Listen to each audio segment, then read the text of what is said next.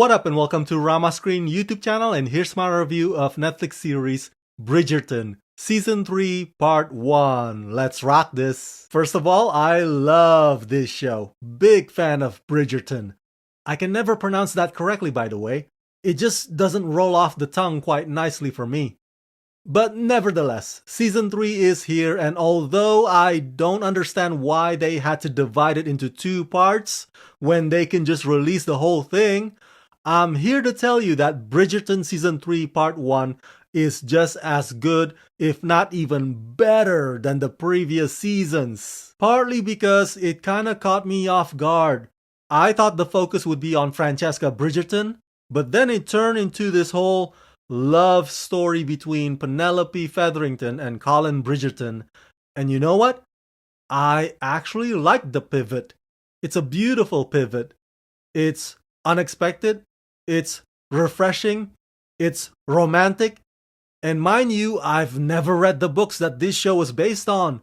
So those of you who did can probably tell me whether or not this pivot is something that only this adaptation cooks up. Now, the review embargo lives on the same exact night as this new season premiere, so there's no need to tiptoe around the details anymore.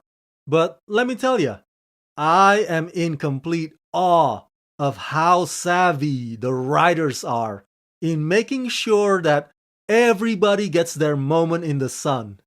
So while yes, Penelope and Colin are at the center, they are at the heart of it, but there's plenty of juicy drama and secrets and gossips and resentments to go around as well. And there are other new romantic prospects blossoming simultaneously so as to give hope to those who think that their time is now behind them. Bridgerton is like a comfort food type of primetime soap opera that gets you oohing and eyeing like a giggling housewife. And the same praises I gave the previous seasons can also apply to this one. From the lavish costumes to the classical renditions of pop songs to the razor-sharp witty dialogues to the elegant ball dances, Bridgerton is back for those of us fascinated by who is going to end up with who in the Regency era. From Shondaland and new showrunner Jess Brownell, Bridgerton is back for Season 3, which finds Penelope Featherington has finally given up on her long-held crush on Colin Bridgerton after hearing his disparaging words about her last season.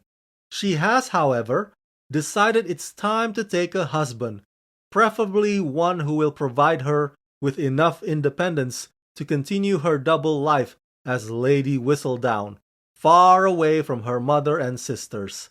But lacking in confidence, Penelope's attempts on the marriage smart fail spectacularly. Meanwhile, Colin has returned from his summer travels with a new look and a serious sense of swagger, but he is disheartened to realize that Penelope, the one person who always appreciated him as he was, is giving him the cold shoulder. Eager to win back her friendship, Colin offers to mentor Penelope in the ways of confidence to help her find a husband this season. But when his lessons start working a little too well, Colin must grapple with whether his feelings for Penelope are truly just friendly. Complicating matters for Penelope is her rift with Eloise, who has found a new friend in a very unlikely place, while Penelope's growing presence in the ton makes it all the more difficult to keep her Lady Whistledown alter ego a secret. Hey, please click the join button below to become Rama Screen members. By doing so, you will help support this channel and you'll also get lots of perks. So click on the link below to join Rama Screen membership today. Okay, pay attention now. Are you paying attention? Listen to me. Big girls need lovin' too. Let me repeat that. Big girls need lovin' too. And I'm saying that only because there are gonna be terrible audiences out there who probably think that Penelope, aka Whistledown, should stay in her lane, and that she doesn't deserve to be a lead in the story, and that the romance between a handsome skinny dude with a big bone lady is not for television. But you know what? Tough luck. Get bent. F off. Because that's actually what I like about this show. You see, Bridgerton as a show not only portrays a unique period piece that features an incredible diversity, championing the idea of people of color being born into wealth or being part of nobility. And now, it also champions the long-held belief that beauty is in the eye of the beholder and that love is blind.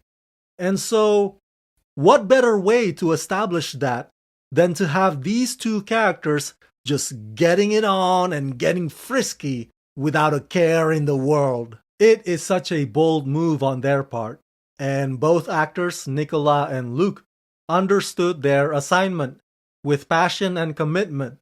Nicola, in particular, in this new season, shows a range that we haven't seen before from her. Between fearing that Eloise might blow Penelope's cover and getting caught in an awkward love triangle, there's a certain vulnerability in Nicola's performance, and it's one that she effortlessly embodies with absolute conviction. By the way, there's actually multiple love triangles going on. Francesca definitely has her own choice to make, and the new actress who plays Francesca, actress Hannah Dodd, is radiant even when she mostly keeps to herself.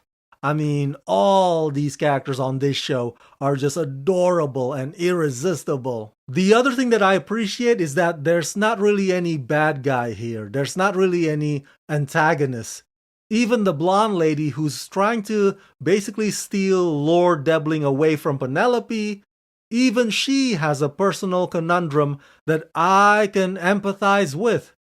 Even Penelope's mother, even though she's a control freak, I kind of feel bad for her because everybody in this entire story is bound by these ridiculous expectations to reach a social status. I mean, all that pressure can get to you.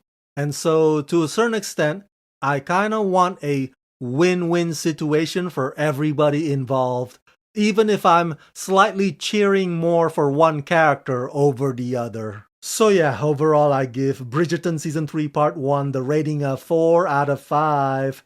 I am glad that this sensational show has returned. And maybe this whole storyline of finding true love as opposed to finding somebody who'll make you financially secure would eventually get old someday, but not at the moment. Because right now, I am eating it up like it's free dinner at the Waffle House.